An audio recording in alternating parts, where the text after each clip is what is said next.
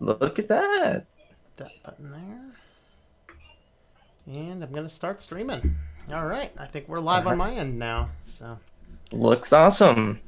I cool. think everything's all right. And, Everyone's saying it's live. yep. And I can monitor my comments. I'm not monitoring yours. I could probably make that happen if I needed to, but I Yeah, already have a I'm lot gonna of let things you up. know if someone in my section, because they're probably gonna have a lot of questions, I'm guessing. Sounds good. So, well, greetings, everybody, and welcome. We're dual streaming, streaming on Techlore's channel, and I have a link to Techlore's channel in my description down below. And we're streaming over here on Switched to Linux as well. Same So exact you can story here check on us. my end. So you Yeah. can check out Switch Linux channel in my description, and like he said, dual stream. All right. So we're going to be talking today about we actually have an outline today. It's amazing, and we're going to try and stay kind of on target and on focus here. And what we're going to do is kind of walk through the steps how might you try or experiment with Linux. And so ask any questions in there that you want, and we will kind of jump back and forth on comments as we do. I think what we wanted to do is just kind of get through everything and then run through comments. Is that what we want to do? Yeah, I think that maybe going through all the steps, kind of talking about our experiences, shedding some light on different things, and then maybe at the end asking for questions, because I'm sure lots of people are going to have questions, especially with the Mm-hmm. recent video I put out, kind of putting people in that switching mindset Yeah, and that almost. was an awesome video on de-googling your life. So, It's tough. all right. So how'd you like? Actually, I sent you this over on my cloud server, which is all Google free, of course. How'd you like working with that? Was it good for you, clunky, or what? Well, first I tried pulling it up on my business iPad, because that's how I'm Mm-hmm. using Telegram to chat. And it was weird because nothing loaded properly there. So I'm not sure Hmm. if it doesn't work with Okay. Safari on mobile devices, but then I pulled it up on my laptop and everything loaded properly, and I actually realized it was an online real-time code editor. Mm-hmm. So it worked awesome once I pulled it up on here. Good. Yeah, I'll have to check if it works on the iPad. Not sure. Yeah. Well, not like much does work on the iPad. It's a pretty limited device. Yeah, yeah, but they're gonna take over the computer world. Didn't you know that? Uh, we'll see. Well, what's a computer, right? Yeah. All right. So go ahead and ask any questions that you want on either of the two chats, and we will go back in and we will go ahead and answer those kind of at the end. Or maybe what we can do is we can jump in between each point. We basically have 5 bullet points.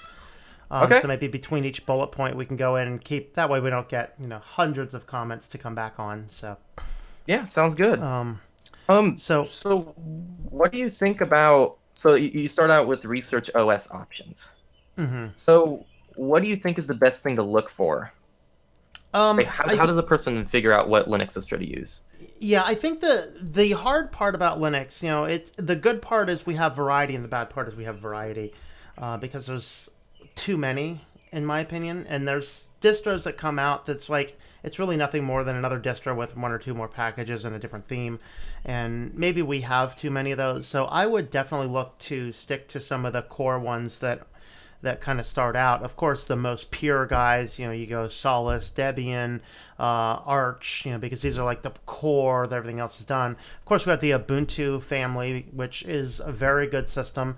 Of course, I'd include Mint, Manjaro, all of these ones that are, not much more than 3 or 4 removed from the top family core, because like Mint and Manjaro, for example, based on Ubuntu and based on Arch respectively, they're both good distributions for their own thing, but they're their own solid distribution with a whole team behind them, and that's kind of what the thing is. So you have to start, in my opinion, with researching and asking 2 core questions: Do I need absolute stability, or do I need the absolute latest packages? Hmm. Because if you always are like, if you're an edge developer, you always want to see what's coming down the pipeline. You want to see things before the next people see things. You want to live in the Arch family because they're constantly updating, they're constantly rolling. So that means Arch, that means Manjaro, Antergos, any of those types of things that are all based core on Arch. If you're me and you don't even update a system even when an update's ready to go, you want to live in Debian because molasses moves faster than Debian. But that means that you have this core stability that is always there. I know I turn on a Debian based computer, which in Debian, Ubuntu, Mint, any of those, it's going to work. It's not going to break. And it's not going to surprise me with a brand new GUI application for, my text editor that I'm used to is not going to suddenly change. And that's because those are those things that annoy me when I'm doing development. Like, I need to focus on this project. I can't be relearning how to do stuff every single iteration of a package comes out. So that's why I live in the Debian world. So it's kind of, you start with that. Research your OS, figure out which one of Um, those you want. for the two things that you asked, so I think a third thing to bring in is for me when I'm researching a Linux distro, I'm not really looking at stability or any of that. It's not something I typically care about. What I'm looking for is the privacy and security Mm-hmm. of the distro, and I think that could possibly be a third thing that people need to research because there are. I think it's really over exaggerated, but there are some concerns with privacy with Ubuntu and those types of Mm-hmm. distros, and also people don't know about really secure distros like Cubes and also the privacy that something like Tails OS can give them. So I think that that's maybe another thing that we could be asking for researching on top of those two things that you already mentioned. Correct. I think I probably skipped over them because I think of going to a Linux for that, but you're right. There is some concern with Ubuntu. I've been critical about those. I don't hate Ubuntu, but they need to be careful because even I did a video yesterday on 1804.1 came out, and while fixing a lot of bug issues, they also added more things to what they're collecting in Ubuntu report. They've Hmm. added more detail to narrow in on your process more. They've added scripts to figure out exactly what resolution your hardware monitor is. These are all things in a fingerprint that you don't want. Hmm. So yeah, Cubes, Tails, Unix, those are all good options for distros as well, particularly if you're focused on security and privacy. Um, so we kind of covered personal tasks, alternatives. Oh, what about alternatives? So are you talking about kind of looking for different programs to start looking at that could replace the ones you currently use? Correct. So Okay. if I like when I'm a web developer by profession, and so when I first switched over to Linux, and I'm like, okay, Windows 10 is coming down the pipeline. That is not an option. I know my Windows 7 computer is eventually going to stop working. I need to have my backup in place. So I looked at all of the tasks I needed to do. So currently, now usually we have a fallacy where we say, can I get X program to work? That's not the right question. The question is, what task do I need to accomplish? Because that's what a computer is. It's a tool. So Hmm. I need to edit photos. Do I need Photoshop to work on this Linux system, or do I need to be able to edit photos on this system? And so I looked into all of these things. And for my Microsoft Office, I have LibreOffice. There's numerous other options, but look for those alternatives. I have Photoshop can be replaced by GIMP. Um, 3ds Max can be replaced by Blender. You have all of these different applications out there that can be the same. And then we can fight about, oh, well, Photoshop is better, Photoshop is whatever. Well, that's fine. But do you want to fork out, all this money per month for the privilege of using a software that you don't control or own? There are certainly circumstances you have to use it because you have no other choice. In which case, I hope that your boss is buying it for you because I'm not going to. That's for sure. And as a professional in the field, I will tell you, I use GIMP. I use GIMP to do my book covers when I'm writing books. I use GIMP to do all my graphic manipulations, any edits when I'm doing things for web design. There are certainly some features that Photoshop does that GIMP doesn't, or that Photoshop does better that GIMP doesn't. So what? Hmm. If you learn how to use it, it will become easy to use. Hmm. That's the thing. And so look for those alternatives. What are the alternative softwares? What are the alternative ways to do the tasks? Because your computer is a tool, and we have to remember that. Makes sense. Um, Kind of my boat with the whole alternatives thing is for me, the big project I've been working on is separating business and personal life. And that's kind of what the whole Google thing I did was about. People don't seem to understand the two concepts very well because they Mm-hmm. say, oh, you posted this on a YouTube channel. And it's like, no, there's two different accounts. Yeah. It's pretty similar. That's the point, though. Being able to separate things is really important. And for me, there's nothing I do in my personal life outside of schooling and general web browsing. So for me, picking a Linux distro didn't even involve looking for alternatives. I mean, I had to find a password manager that worked for Linux. I had to find something to play videos, which it all does by default. It comes with Firefox by default. All the stuff I Right. didn't really have to worry about. The only thing I had to worry about was a text editor, Libre, Mm-hmm. Libre. So it's interesting to see the different people and how different people require different programs because you had to like really in depth take a look at all this stuff. For me, I don't do anything with my personal life digitally, Mm-hmm. but for the business, it's tough for me to switch to Linux. That would be a huge thing that I have to do because Mm-hmm. I started from the ground up Yeah. after learning Vegas with the Adobe suite, and it does Mm-hmm. suck to pay for it because it's expensive as hell. Yeah. And I just said, you know what? I'm not going to get used to it because Kden Live is good and it's coming down and it's improving with every iteration. So Hmm. for sure, Vegas probably does some things better, but you know what? I don't care. Have you taken a look at all at DaVinci? Because they have a I've not had a Linux. chance yet. No. Uh, Some people that I've talked to have said it seems to lack stability still, but it is something I want to take a look at. It's just I've been in 2 months of getting a book ready for publication and starting a publishing company and doing a bunch of other things. So it's like time's a little on the low yeah, end. So I get it. It's a lot. yeah. So Um, so for you, the looking for entertainment alternatives was probably closer to your end, right? Yeah, so I didn't really have that many personal tasks that I had to do research. So it was mostly entertainment and things Mm-hmm. of that sense, Does it work with which Netflix, etc.? If you use Netflix, I don't because I no. privacy. I don't use I don't use Netflix. What I tend to do is if I can, I try to get my hands on discs for movies and Hmm. then I try to burn it because I just don't like streaming services because once you get caught in it, it's so hard to get off. That's the Um, thing. That's the thing. I got in that with Spotify. Hmm. That is probably one of the last services I just cannot ditch for my life. That's proprietary, probably does a lot of tracking on you. Hmm. I've done everything possible, so I created a completely pseudo account with no information tied to me. I disabled all the tracking, I disabled all Facebook integration and all the social sharing. But at the end of the Hmm. day, storing a local data, not a local database, but a local library of music, it is so uncontested to Spotify. I just can't ditch it. Yeah, I maybe that depends on your personality type. Like, the thing about Spotify is it's going to introduce you to new artists. It's going to introduce you to new Exactly. music, and some of us like me, I am like so stuck in my ways. Like I don't care to listen to new stuff. I might catch something on the radio and go, huh, that's neat, and buy a CD. I mean, I bought a CD 2 summers ago. I mean, it was cool. No, I mean, because I get tired of listening to the same stuff, so I have to start listening to new things. Yeah. That's kind of, but yeah, it does depend on how you listen to music. Yeah, for sure it does, and there's free versions of some of that stuff too, as well. I think, right? Oh yeah, I don't use the paid version for Oh, yeah, okay. Spotify So you use the because then that free. would Okay, require payment information, and I don't want to sure. give them that. Yep.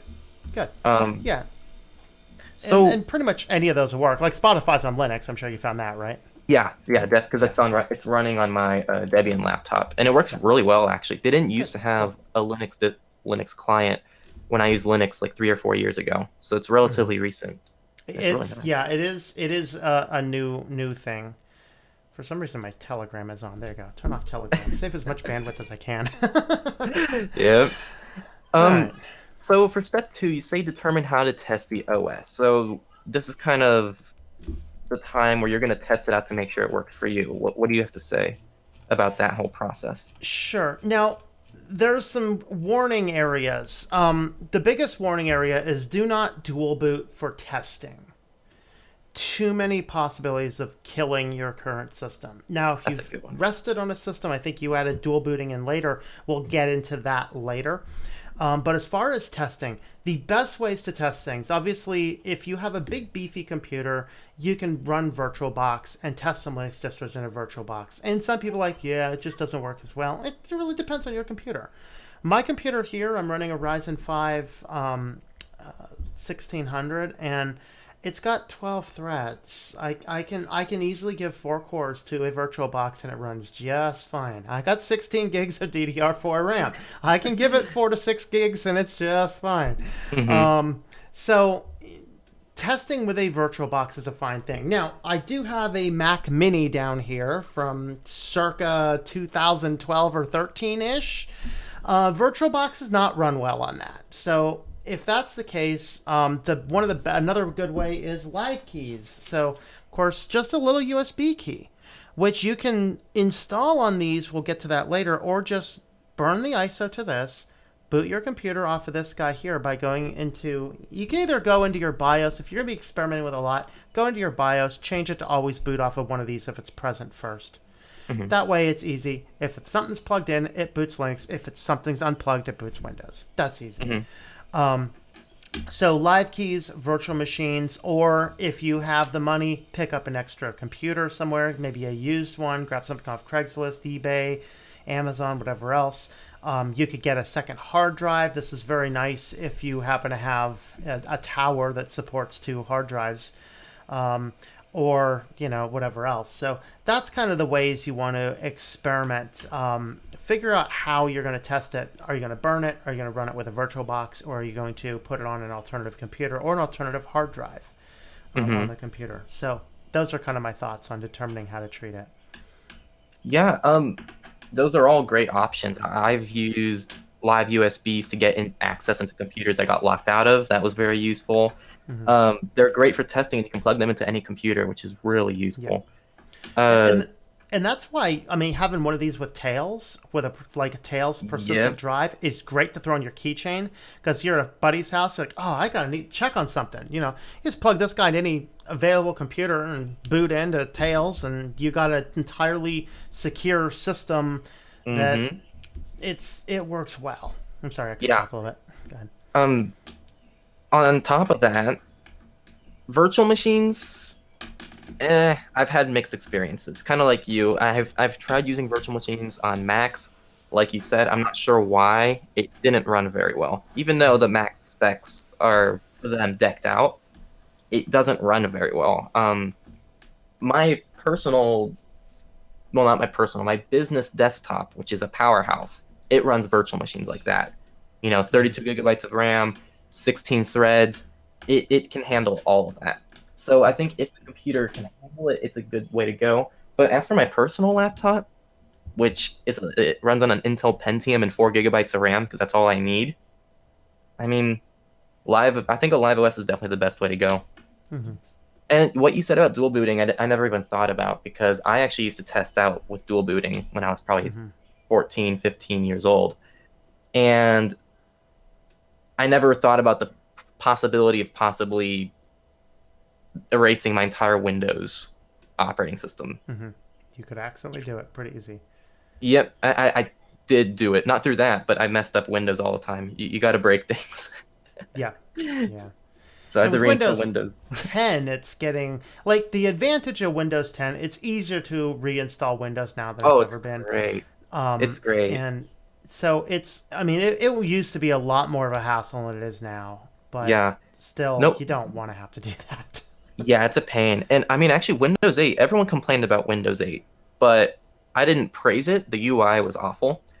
But the under the hood improvements with Windows 8 was amazing. Yeah, I mean, the improvement, the recovery that they started including, because Windows 7, like you said, the Windows 7 recovery is actually kind of a hassle, but Windows 8 started introducing all their recovery tools and whatnot that allows you to refresh your computer and all of that stuff. And Windows 10 finally fixed the UI and kept those good recovery options and added more spyware. So yeah, and that's why I don't use it. Yeah. I mean, if Windows never did any of that kind of stuff, great. I would just stick with it, because why? Why bother changing? But they did, and they got data hungry, and that's scary. In fact, even now, their next update of Windows is going to include AI to determine when to reboot the computer for you. Oh, that's great. I don't really want Windows collecting AI.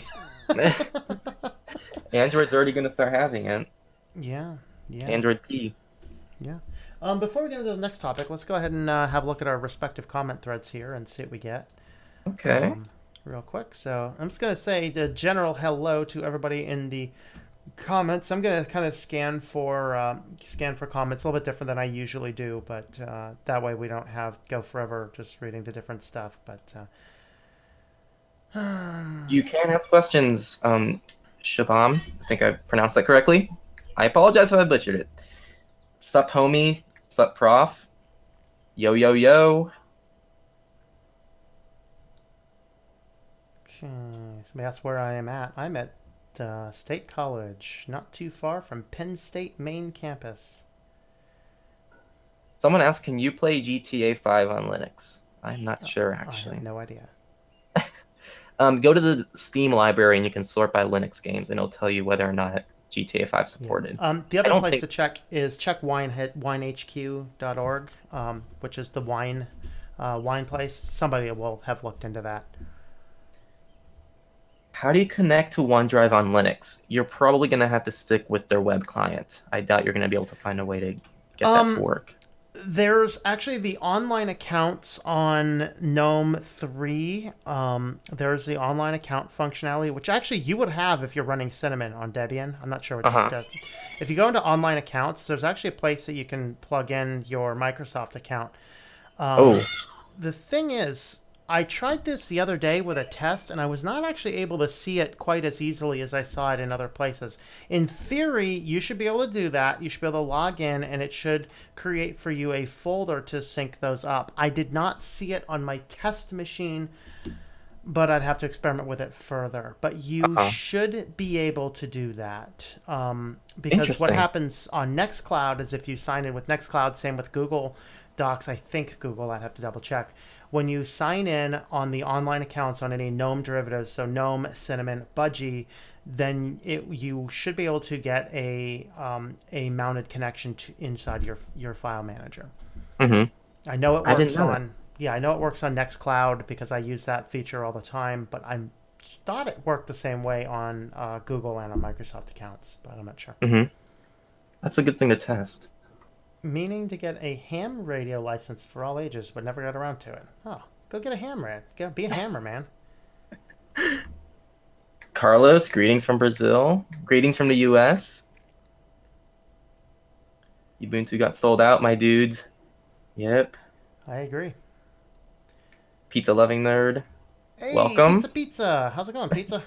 I think he's probably on mine as well. I hope you're on mine, Pizza, because you're the only mod I think I have over here. Uh, let's hope that girl doesn't come back, or the quote girl. Oh, yeah, that was exciting. Okay. Well, we were waiting because YouTube put the wrong time. We were chatting about stuff. Really? YouTube put the wrong time? Wow. Someone said your posters are really dope. My posts are dope. Sweet. Microsoft Office is essential in some schools. Is Wine really a solution with the instability that sometimes occurs? Would you still recommend using Linux? Why is Office required by your school?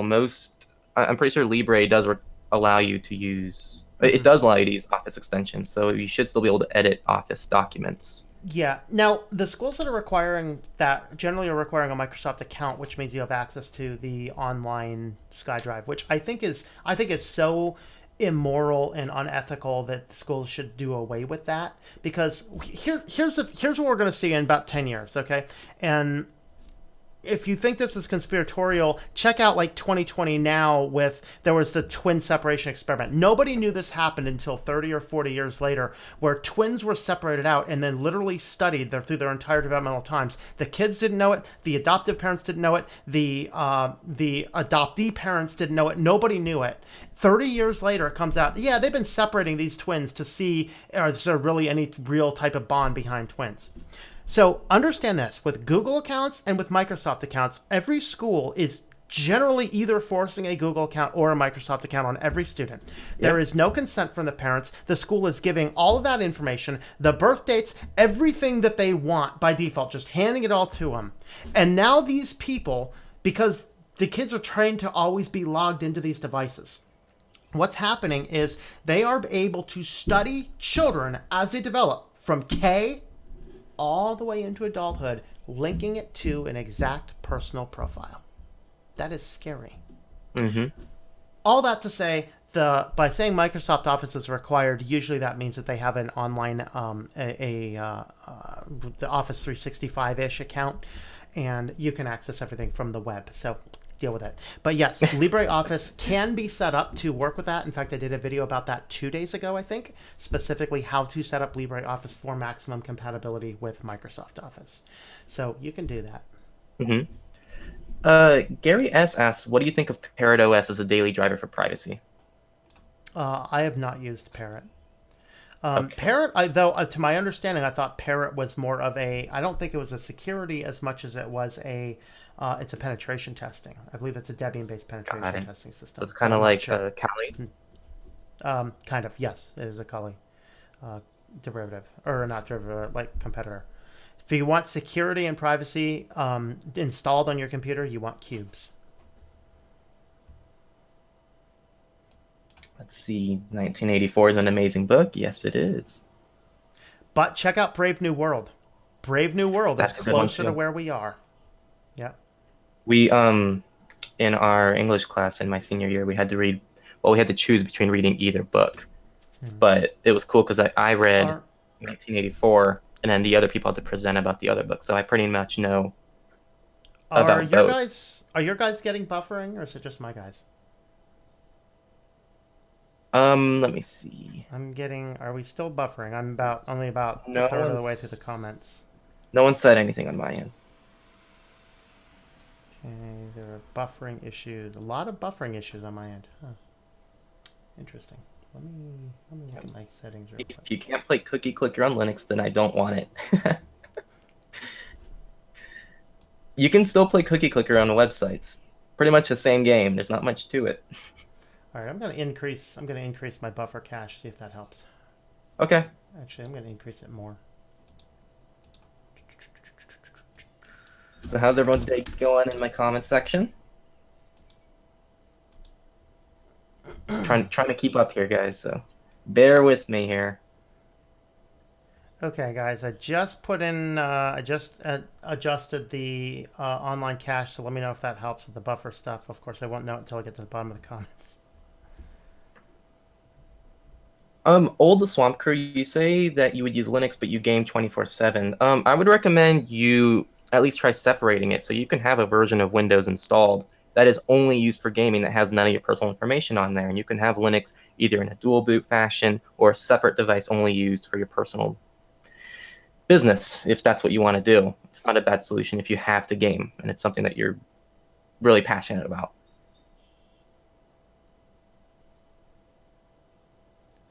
I'll ask it, who is the quote girl? Just a spammer.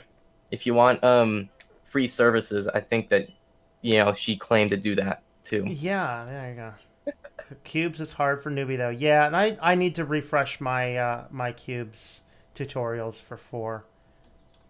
Buffer of Doom. Apparently, I'm getting a lot of buffering on my end, but let me know if I just put in a fix. Let me know if that helped. Hey Mila, YouTube notification on. Way to join the squad. Discord's actually pretty private. That's pretty funny. Discord, you can actually, no matter what you delete, you can still request your data. It's going to show all of your deleted messages. So I would not call that secure by any means. Hello, Babbler49. Is everything good on your end? I'm just getting to the bottom of the thing. Yeah, if it's buffering too bad, then go over to Techlore's stream. It'll be the same thing.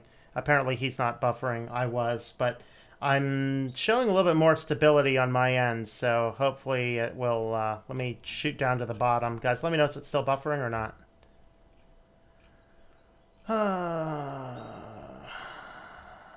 I'm not seeing anybody complain about it now. Okay, well, I got one more. Steven Anderson says it's buffering still, but we'll see. I'm showing a lot more stability on my OBS feed, so hopefully that takes care of it. But let me know, guys, if it's still buffering or not. I'll see it. I'm not seeing anybody else complain about it, so seems to be all right. Someone's joking. Switch to Linux is being DDoSed for shutting down Telegram.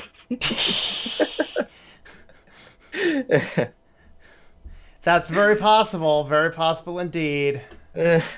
Just don't use auto install when installing your distro. Yeah, it depends on which distro you're running. Some of the auto installs will automatically wipe out everything on the drive. Some of them will. Like Ubuntu, if you want to dual boot, Ubuntu's the safest because they have a very good way to install with dual booting that works well.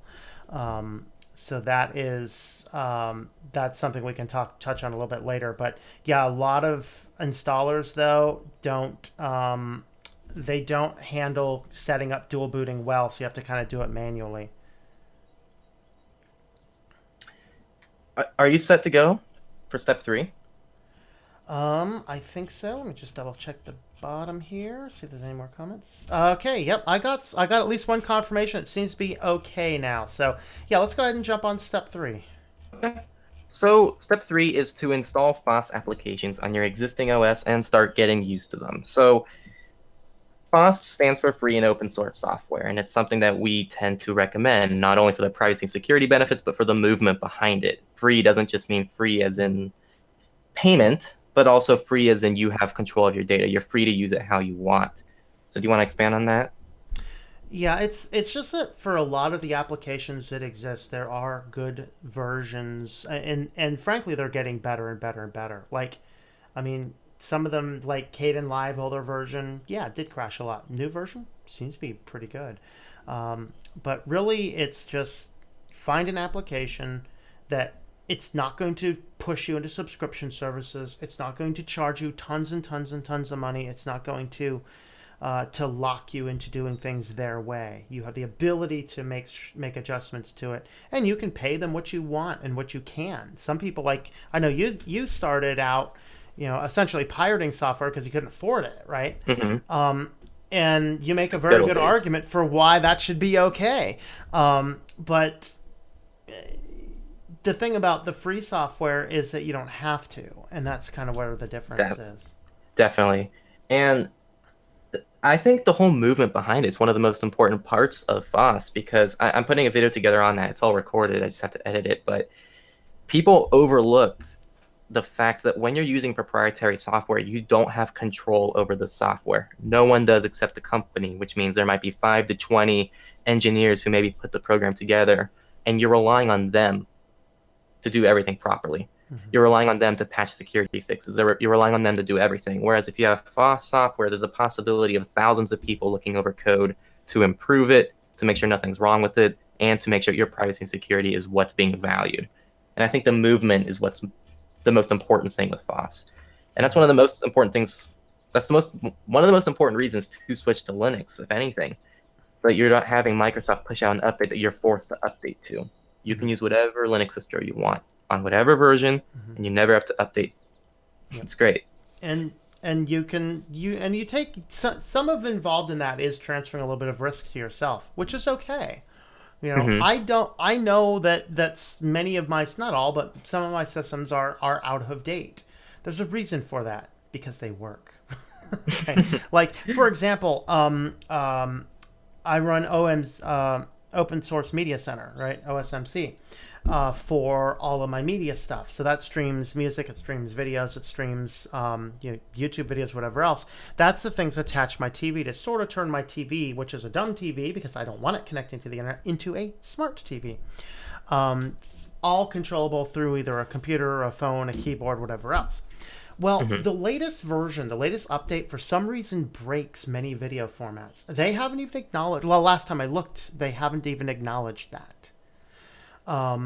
But it does, and I tested it multiple different ways. So I know that that system is not up to date because if I update it, things are going to stop working. And if Microsoft forces you to update Windows and something stops working, you're kind of out of luck until they decide to fix it. Exactly. That's the main problem. But of course, they're collecting all the data, so they should be able to fix it sooner. Yeah, yeah, we believe that. um, Definitely. And what would you recommend? Because there are some programs that it's very difficult to find false alternatives to. Mm-hmm. That they exist. Yeah. One person right now just mentioned FL Studio over here, FL Studio on Linux. I'm not quite sure if FL Studio works for Linux, but it's a music production software. It does not, and apparently the best replacement for it is LMMS.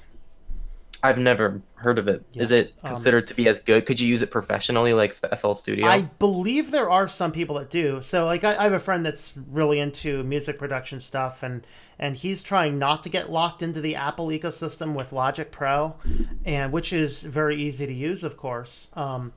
But he's like, we looked at Audacity, we looked at our door, but our door, despite being good, it doesn't accept a synthesis input. So you can't hook it into a MIDI input. You can't do like a drum machine input, stuff like that. You have to do everything kind of manually.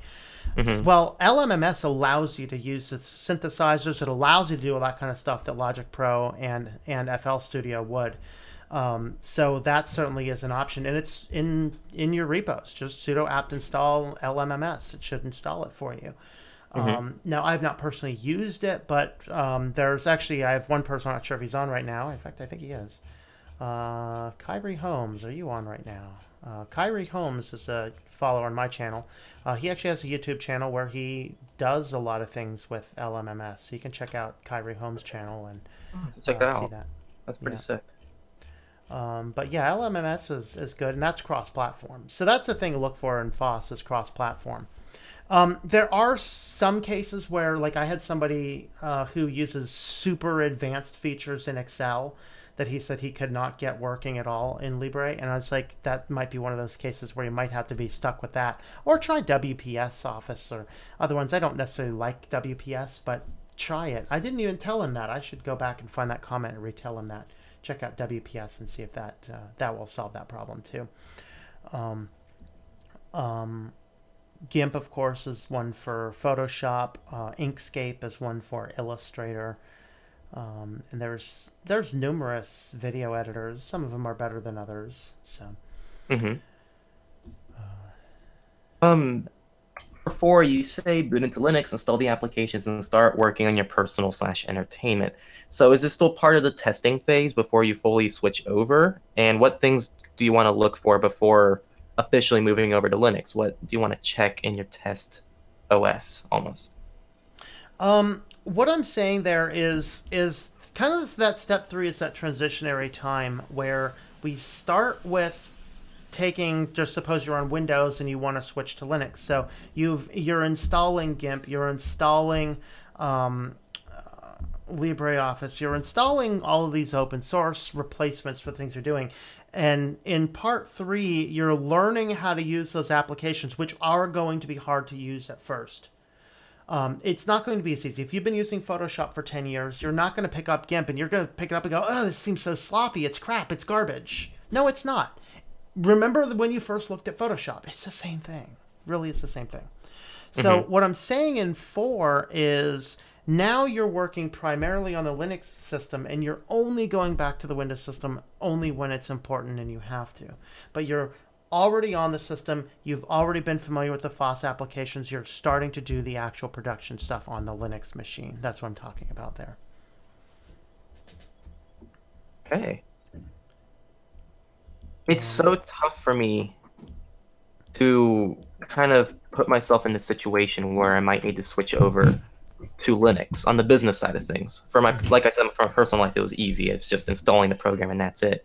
mhm, But for the business side of things, I can't even imagine where I'd start because so much of the software I use is proprietary to run everything I do. Not just mhm, Adobe, but things like my web hosting, things like how I manage my passwords, and lots of other things I don't want to share with how I run the business mhm. because Yeah, it's that's mostly important. private. Yeah. Um, but it's so hard to make a lot of that private stuff mostly in a way that's open source and you know better for what we want. That's why it's so tough.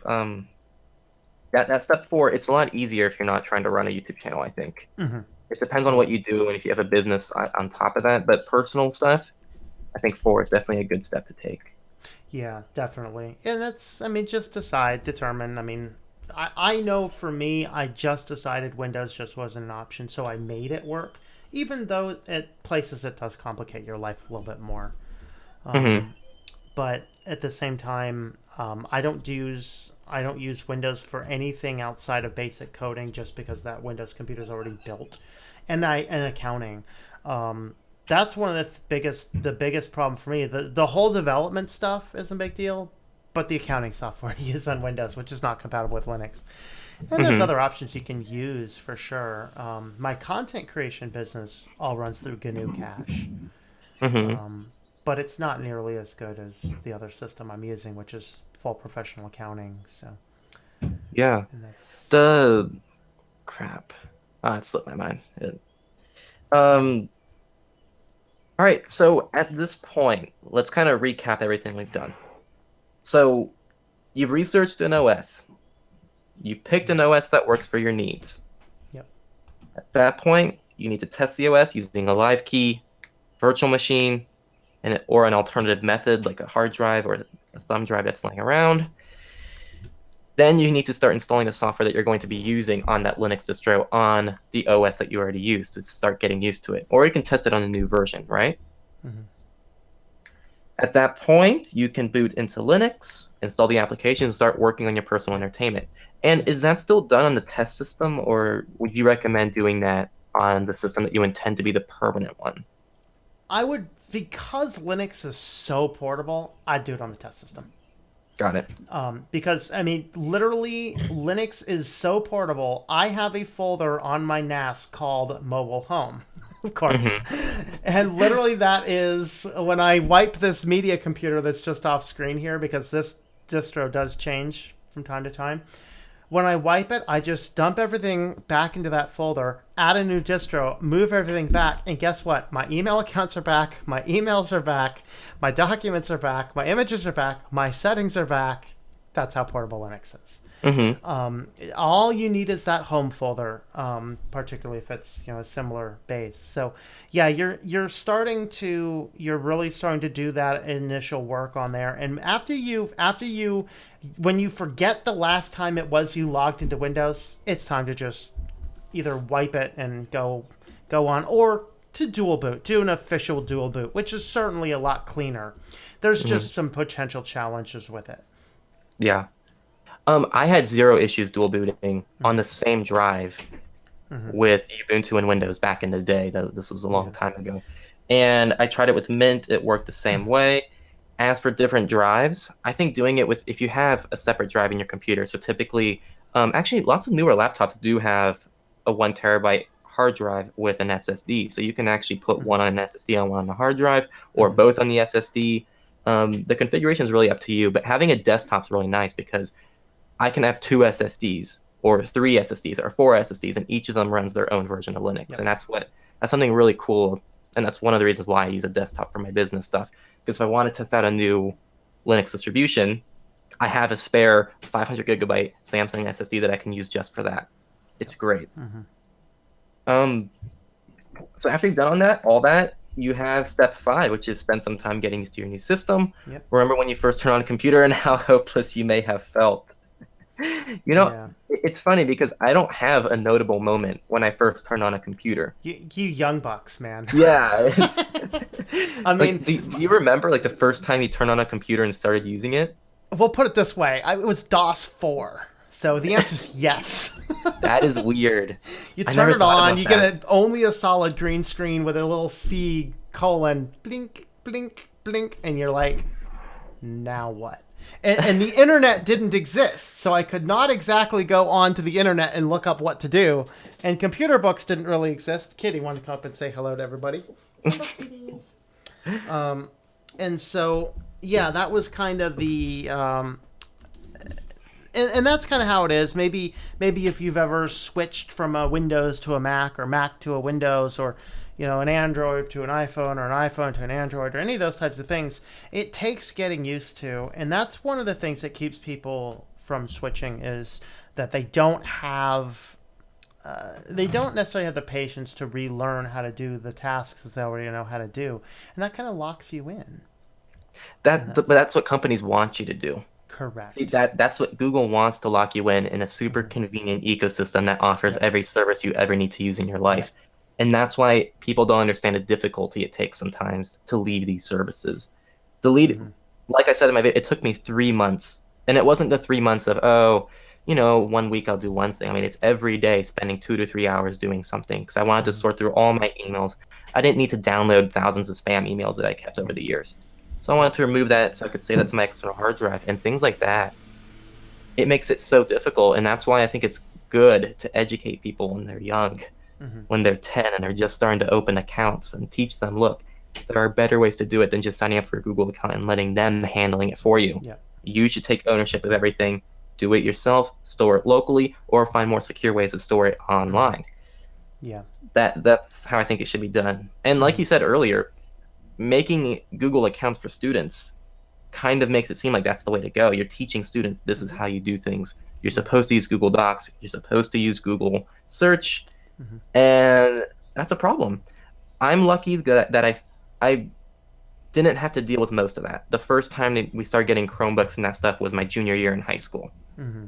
So that's I didn't really have to deal with that early on. But even now in Yeah. college, they make us Hmm. get a Google account as part of the university, and it's not an That's option. yeah. How exciting! So let's address that real quick because that, of course, in my town here in State College School District, everyone is required to have a Google account. So what I tell young people as they're getting close to the end of their school years is you start working on saving everything off there you want to save it to a local disk with a good backup, and then Yep. once you graduate school, you delete that thing and you never look back. Just delete it. Be done with it. Even if you're going to continue to use Google. It's a personal choice. If you're going to continue to use Google, close down the school one. Don't port it over to your own. Close it all down because they have collected all of that stuff of your life. They've collected Hmm. it all. And that's not good. And they're going to use that against you. They're going to use every bit of that against you because their bottom line is to sell your data to increase their bottom line, and that's kind of where the problem is. Hmm. For sure. Um, yeah, it's kind of a tricky topic though, because I understand the benefits of moving over to Google from a school perspective. I mean, being able to interact with professors at any point in the day, being able to collaborate with peers at any point in time. Mm-hmm. It's hard to say that Google is just completely evil in this case because they are offering some awesome services. Yep. The problem is they're also taking control. Mm-hmm. It's almost like not even the school has control at this point. I feel like schools themselves are pressured to move to Google. They don't. They don't. I used to sell academic software. In fact, if anybody listening here is familiar with Macmillan Learning or Sapling Learning as it was in the day, I sold that when the company only had like 30 people. Hmm. It was kind of right in on the ground level, and we did a great job until Macmillan bought us up and laid us all off who made money. Uh, and um, and as an administrator, simply my only role was to sell that software to professors. And as an independent contractor working out of my own home office, I had full administrative access to see every record of every student, K through 12, all the way up into college. And that's how all these companies work.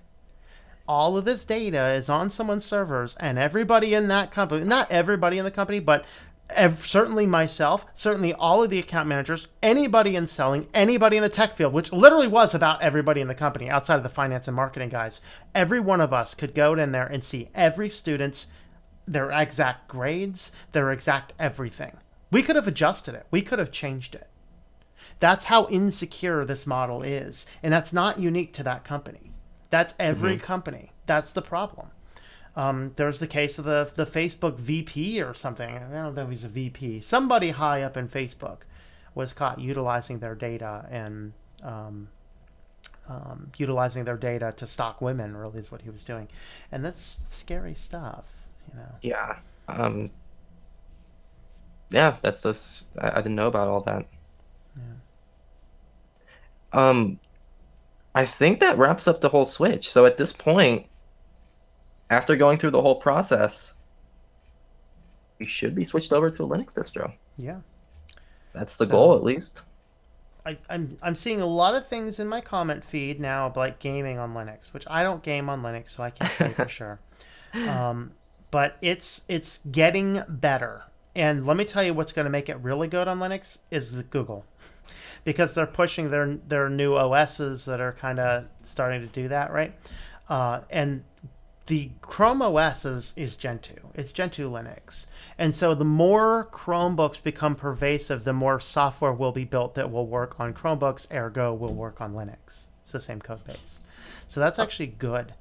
Um, but just this last week, Level 1 Tech and Linus Tech Tips Yeah, joined so sensitive. together to Yeah. do a big comprehensive series and stuff on gaming on Linux. So I will defer you to them because I don't play video games. I don't play video I'm, games. yeah, he doesn't play video games. See, we're too busy getting work done, people. We just no. I No, try I to play mean, video games, but it's tough. yeah, pretty much. But no, that's a great video, and I only got through half of it before I had to go do something. But it was a great, and I liked how that's the first time I've ever seen Linus. There's two videos Linus did that addressed privacy concerns. The Mhm. first one was when he stole the tampons or whatever from the Washington Whole Food store, which is in Seattle where it's fully cashierless. You just Mhm. pick something up and take it. And Yeah. apparently they got away with taking tampons. And at the end of the video, he says, "What do you guys think about this store? There's lots of ethical things that we need to be asking. Are robots starting to replace people? What about the privacy concerns of all these cameras set up, et cetera, et Mhm. cetera?" That's the first time I heard Linus talk about privacy issues. Yeah. And it's cool to see him also talk about it in that video because the whole video Yeah. starts out with them talking about Microsoft tracking in Windows 10. That's how the whole intro started. Mhm. Well, I mean, you know, Amazon's got those stores, right? Would you like to know who's teaming up with Walmart? Microsoft. They want to produce the same type of thing that Amazon did. Microsoft and Walmart teaming up to It's the do new thing. full integrated stores tracking everything you do when you walk in there. And if you want to know the scariest place, it is grocery stores. They are the best marketers.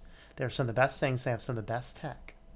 Those little Shoppers Club cards to, save 5 cents. There was a case in Seattle. I think it was Seattle. Maybe it was either Washington or Oregon, one of those two, where a government bought the information off of those cards, cross-referenced everybody who bought pet supplies, compared those to the people in the town who've actually purchased a pet license, and started to send threatening letters to anybody who regularly bought pet supplies and did not buy a pet license. Wow. That is very Government extensive. using shopper club cards.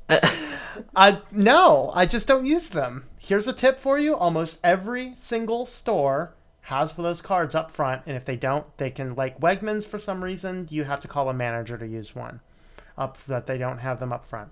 Most other stores do, but you save money on gas. You can save money on gas paying cash. It's 4 gas stations in my town. If you go in with cash, you get a 5 cent discount, which is a whole I've lot never better looked than into spending $150 or $500 on groceries to save a 5 cent per gallon discount. Just use cash. that. I didn't know about that story. Yeah, That's a pretty look interesting one. look that up. I've covered it. It's fascinating. World of Linux addresses the WPS Office with Microsoft Office issue. He says WP Office. He used WP Office for a school that required Microsoft Office, but he switched to LibreOffice because there was better Microsoft Office support. Huh. In that, I mean, a brief summary of the video I did the other day. All you need to do is install the Microsoft fonts, set the default to something that is going to be on a Windows or a Microsoft computer, and then save it as a docx file. That's pretty much what you need to do. Here's a good question for you. What's the difference between Linux and Unix? I am not technical enough to know all of the differences, other than to say they're essentially based on the same core. It's just that Unix is a closed source proprietary system. Linux is open. It's the extent that I know. I'm not in all of the nitty gritty details more than that. And Mac OS uses Unix, correct? Well, ish. Both Linux and Mac are derived from Unix. Hmm. Mac was Unix for a long time. It's kind of diverged in recent years. Got it. Here's Um, one. What services do you have? I'm guessing what online services is what he's talking about. Do you feel comfortable addressing any of those or not?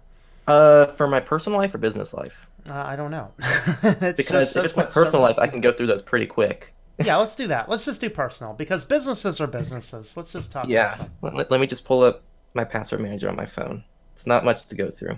I think I can do that pretty quickly. Amazon. Like not Prime. I have an Amazon account. I occasionally buy from Amazon. Um, um, that might be it. I have I have my VPN. I also have Amazon. I made that as pseudo as possible. Banking, schooling, library, and email. Oh, and Reddit too. Yeah, I have. I guess I have banking if you were including those on the list. Yeah. And also another crappy thing about the schooling stuff is when you take the ACT, I still have an ACT account for this reason. When you take the ACT, they don't delete your account. It's impossible to delete your account. They allow you to send get this, to delete an ACT score, you have to write a letter to them. You can't call them, you can't email them, you have to write a letter to them and then they'll delete a score. But they're never going to delete your account in the database, ever. In fact, I was laughed at when I called them. I called them saying I would like to delete my account. They say, we don't do that here. Well, sir, either you can delete the account or I'm going to tell the whole internet this and we'll see how long it takes Anonymous to figure it out. Well, one day, hopefully you or me will have enough influence that will be Well, really impactful. that's a fascinating thing to bring up because back in the early days of the internet, like with Hotmail and things like that, even when Microsoft first bought Hotmail, right? Um, when you had those types of accounts, if you didn't log into it within a month's time, they would delete it. So you had to constantly log into the account. So if it was there, and then somewhere they switched around the line, because of the whole data collection type stuff, they switched it so that it is perpetual. I mean, you can ask to delete it, but yeah, it should be mandated to be able to delete an account. But this Yep. is the power of the education system that we have, unfortunately. hmm The the SATs run by College Board, they're much better. You can delete an account. The only reason why I haven't done that yet is because I'm still going to school Mm-hmm. and I might need those scores at some point. And if you Yeah. delete the account, you lose access to the scores. But that's also another way of how they trap you in. There's no way to physically get your scores in a way that is still without copying it so you could eventually use multiple copies. You have to keep Mm-hmm. the account with them. And you have to register for the SATs and ACTs or else you're not going to go to school. It's crazy. And that's just our, yeah. I mean, that's why I tell people you go to school only if you know what you want to do and it requires a degree to do it. I mean, hmm that's my general advice to people. You want to be, a doctor, you better be going to school. And be a teacher, a lawyer, a CPA, you got to go to school for certifications. But like, my dad owns a pretty sizable business. He says if he could do it all over now, he'd be like, I mean, he didn't go to school himself, but he says you would do it all over now. Just finish high school, pick up a lawnmower and a pickup truck, and start a landscaping business. Way more profitable than what he's doing. Yeah. It's much more profitable than going to school. Hmm. Does the opposite. Nothing like Yeah, that, right? yeah. And the Someone said, average student, like I know a kid that just graduated college. Just this, I think this last academic year, he has $120,000 in student loan debt. damn, that's not even a lot when you look at some I other know, people. and it's not. That's normal. We did the math looking at Penn State. If you're just an average Penn State student, it's going to cost you $90,000 to finish your education. That's a lot. Yeah, I finished 4 years and 35,000. And that sounds that's pretty nice. yeah. But I will say things seem to be going better in the right direction. At least Okay. in California, community college, the next incoming class, I believe, is the first incoming class that gets community college for free. Yep. So that means they have 2 years of college completely paid for, which means at this point, it's only 2 to 3 more years after that to get your bachelor's that you have to Yeah. pay for, which So that means, yeah, I think that moves in a good direction. yeah, I think we're moving in the right direction. It's tough to just Yeah. completely overhaul the whole system. And I think though there is a little bit of a challenge as to, you know, some. I mean, and you can probably speak to this more than I can, but there's some things that the schools teach us that they shouldn't have any business being teaching, or talking about. You know, I'm Um, I'm mixed with that because I've had both very, I think schooling's a place to make you think different, and I actually disagree with the whole textbook side of school. I don't mhm. think that we should be taught things out of a textbook in the sense memorize this, memorize that, especially in the digital age where all this information is accessible to you instantly, and you don't Hmm. have to memorize the information. Hmm. Um, I think my favorite teachers are the ones that made me think, whether or not I agreed with Yep. them socially or politically. Yep. They spoke Correct. their spots, they spoke everything they believed in, and you don't have to believe in it. Hmm. But it made me think differently about the world, and I think those are the best teachers I had. So that's how I think education should be set up as. It should be in a way that makes you think Correct. critically. It's Rousseau, Emile. You know, it's that philosophy of get a person to think, and they'll learn what they need to learn. That's Exactly. really the importance. I don't see the Um, point of putting a textbook in front of a student for them to learn about something they don't care about and they're just going to mhm, memorize it pointlessly when you can mhm. get a student passionate about something so that they're going to want to learn something themselves. Correct. Yeah, and that's Um, better. Way better. yeah, I have a back to a Linux question. Is Linux Mint good? Um, that's my personal. I'm streaming this whole thing on Linux Mint. I love Linux Mint. It's a very good system. I've never used Linux Mint enough to comment on that. I've tried it out, but I don't Yeah, want to comment too much on it. yeah. It's good. That's my thought. Someone says use Shutup 10 to improve privacy on Windows. Now, you have to be careful with those programs Yeah. because they might disable some surface level tracking going on, but there's always stuff. It's all proprietary. You don't know Mhm. what Microsoft's collecting in the background. And a Um, lot of those applications, they're just dropping things in the hosts file and saying that's good enough. But Microsoft does not respect its host files with respect to its own services. mhm. And if you are using those programs, Shutup 10 isn't the most extensive. W10 privacy is considered to be the recommended way to go, even though it's not going to do much. If you are going to go with one of those programs, W10 privacy is what's recommended, and it's on the Privacy Tools IO website, I believe, as well. If you want more reassurance. Someone says they're watching the stream using TunnelBear VPN, a 10 out of 10. Nice. They're joking. It's kind of a meme because it Oh, was is so that? widely recommended by Linus Tech Tips. No. It did really poorly in the review on the channel. Didn't And it's not the one that was Bob and McAfee? yeah, They stepped away from that last I knew. I they saw a what? video on a couple weeks ago. They stepped away from them because they were concerned about McAfee. Yeah, that's probably a good move. And it's not because they're concerned about McAfee, it's because they're starting losing customers because of it. Mm. They needed to, they need a way to get the customers back because especially after the Linus Tech Tips move, TunnelBear is one of Linus Tech Tips' largest sponsors. Hmm. So I guarantee that they were getting a lot of customers from Linus Tech Tips. And the whole McAfee move made Linus Tech Tips switch over to PIA. So PIA started sponsoring Linus Tech Tips. So that move probably really hurt TunnelBear. Probably. Yeah, when like the biggest tech channel on YouTube starts saying we're not using that service anymore, it can kind of hurt the bottom line. Yep, it's not a good thing to have out there. NordVPN versus PIA. You got to give me more info. Based off raw score Nord, but there's different pros and cons to each service. Top 5 VPNs. There's already a video on that.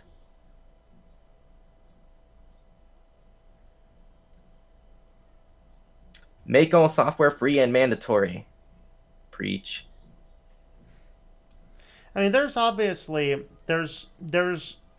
a good validation for buying software from people, and as long as you can audit the code and freely do with it what you want when you have, I mean, outside of redistributing it, that's fine. Like, I don't care about buying code from somebody else. That's fine with me. If it's a good application, give me a good application that works on Linux, and I'll be happy with it. Sounds good to me, you know. But yeah. Welcome, Gilberto. Nice to see you back again. Gilberto said he just finished customizing Linux after installing it last night, and now we're streaming about it today. Nice, very good. Coincidence? Okay, on the business side, it's a bit problematic. Depends on the business. Yeah, regarding Google services, if you ever want to hire a web developer and he doesn't have Google services with his business, just turn around and leave because he doesn't know web design. That's the unfortunate reality. Christian Golf says Techlore is better. Oh, You're better, he's man. he's the guy who said the tunnel bear thing, so just ignore him. Okay, okay, He's just a ignore him. problem child. Oh, problem child. All right, Yeah, Christian, you're a problem child. All right, Techlore says you're a problem child, and he's better than me, so he would know. Techlore, you mentioned password managers. Bitwarden is a LastPass alternative in open source. Seems okay from my experience. Yeah, actually, I recently saw Bitwarden being mentioned a lot in the privacy subreddit. I don't know, this random influx of Bitwarden users started coming out of nowhere. I haven't looked into it myself, but I'm pretty sure it's a cloud-based manager, if I'm That wrong. scares me. So it might be open source, but at the end of the day, you're still trusting a company to handle those passwords. And that's why I recommend not using cloud-based password managers, Correct. even if it's open source and they implement better protection If than you otherwise. if yeah, if you need something that's cloud based, like don't do cloud based, do a workaround to cloud based. So use KeePassX, which is Exactly. great, excellent security. But then if you have a Nextcloud install, which you can easily put onto a hosting provider, just put your encrypted file up there in your cloud, and you can pull it down when you need it. Exactly. And Um, even if you use the more common service like Dropbox, that KeyPass file is encrypted. mhm. So uploading that to something like Dropbox might not even be a large concern for you. Although I'd probably recommend renaming it and getting rid of metadata if possible. Mhm. But I'm not concerned putting a file like that in Google Drive or Dropbox because there's nothing to read. It's fully encrypted. Yeah, Unless yeah. you want to get into real conspiracy theories that Google can decrypt data on the spot and all Mhm. this stuff. In But which case, use Nextcloud because it's end-to-end encrypted, or if you got the yeah. money, to SpiderOak, right? Yeah. Um, I tried many times switching to Linux, but as someone who runs a business, not using Outlook, Word, Excel is just a waste of time. Eventually made me lose time, customers, and money. Yeah, I mean, as regarding those, I mean, if you're doing serious advanced stuff on Excel, you might need to. But, I mean, LibreOffice Spreadsheet does everything that I needed to do that I used to do on Excel. As far as Outlook, do Evolution. Evolution email client is, I mean, perilously close to Outlook. Now, of course, I don't know if they're using Outlook the client or Outlook the service. In which case, I don't know. to address that too, I'm kind of I was in the same boat because I have to use Adobe Premiere and I have to use other programs that rely on proprietary software, including Mm-hmm. Windows. Um, Separating everything is definitely a good way to go. It Mm-hmm. took me probably about a month. It's just such a long process of going through everything business related, creating new emails for business only tasks, getting rid of your personal information from all your business stuff. Obviously, my name's public, but outside of that, I don't care what I put in my Google Drive because it's Mm-hmm. all tied to business. I Yeah. can even log into my personal accounts on my desktop. It's not possible. I don't have my password manager there. It's not even possible to load any of those websites on that computer. On my personal laptop, it's possible, but then I can't load any of my business stuff on my personal laptop. Everything's completely separated. So I'd recommend you try to do the same thing. It's a big project and it can be kind of difficult to do. Mm-hmm. But once you do it, it's really nice to just have a business device and a personal device. And you Yeah. just one or the other with you, depending on what you're doing when you leave the house. Mm-hmm. Like It's just I do that. I don't do that quite as much because I do so much business that I just keep that. But the thing is, though, is I don't have really any personal accounts. So that's, I just utilize business, piggybacking off business if I need something goofy. But my writing computers are separate. I have two computers that are dedicated to writing. They don't have anything on them except what I need to do writing, exactly. That's and the way book to go. publishing, and that's the thing. Of course, I need to start throwing some email stuff on there for like the email publishing stuff, but I don't know. Yeah. And it's great too from a business perspective because at one point I do want to hire an editor to help me with videos Mm-hmm. because it's really time consuming to go to school and have to edit videos at the same time. Yeah. The beautiful thing about if you separate everything properly, I can just give my editor a brand new computer with a copied version of the OS I already have. Everything's good to go. There is no personal information there that I have to worry about them seeing. It's all business. So if you're Yeah. thinking about expanding down the line, it's another really good reason to start separating Mm-hmm. those two things. Just hire a flunky incoming freshman or something. That's all good. so, Henry, sorry, go okay. ahead. No, good. Henry, not me, but another Henry asks, "What's your favorite distro?" Mine personally is Linux Mint Cinnamon. It's just has all the UI I want, all the functionality I want. It's still a modern OS. Some people like think it's not. It's modern. Um, It still has the stylings of old school Windows, which is exactly what I want, but the appearance is modern. But what modern it means is that you can integrate online accounts if you want to. There's a lot of other features and functionality to it that you might miss just on the surface. So Cinnamon, Linux Mint Cinnamon is my best. It just works on more hardware. It has a UI that I like, and that's kind of what it is. Nice. Um, So I have Alexander says, until Linux gets better software, most professional users won't use it. I disagree. A lot more professionals use Linux than you imagine. From someone who used to try to do programming, I try to get in engineering. I don't enjoy it. But I learned Python, I learned web languages and all that stuff. Coding on Linux for me was awesome. That's actually why I used to use Linux. It is so much nicer than coding on Windows. I don't know why, but everything just works so much smoother. The desktop operating system is just set up almost like it was made for programmers. I'm not quite sure why. Just the window management is much better than Windows. There's less features. Everything that I need is right there. So I actually had a much better experience coding on Linux than on Windows. In fact, that's if I was in school now and Linux was still there, I would probably have done programming up school because I have a high aptitude for programming. I just have no skill in it because I have to focus on other things. But the reason I didn't go into that field is it cost me $5,000 to get a compiler or a C++ compiler that I can download for free on Linux. It just didn't exist when I was in school.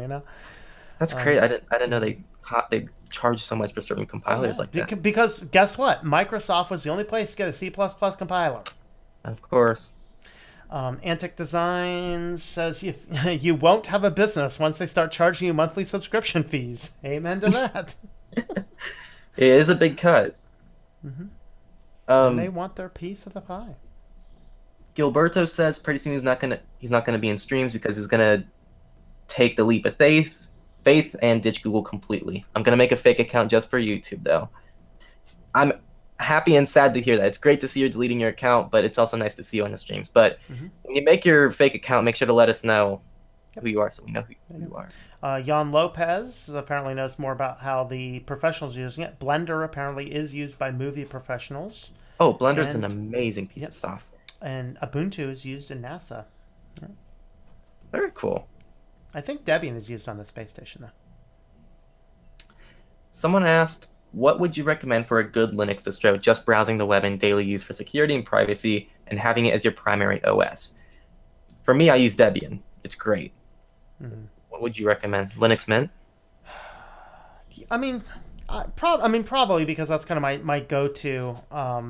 If you're really focused on the security and privacy and you're leaning more towards that and you're not needing to save a lot of things, go Tails. Now the downside of Tails is it's Tor and it's going to be a lot slower internet. Slow. If you got the computer aptitude, do cubes because then you can separate. The power of cubes is that you can set up a separate cube. But the reason I ran that on my one system is you can have a separate cube for personal and a separate cube for business, all on the same computer, but they're completely isolated from each other.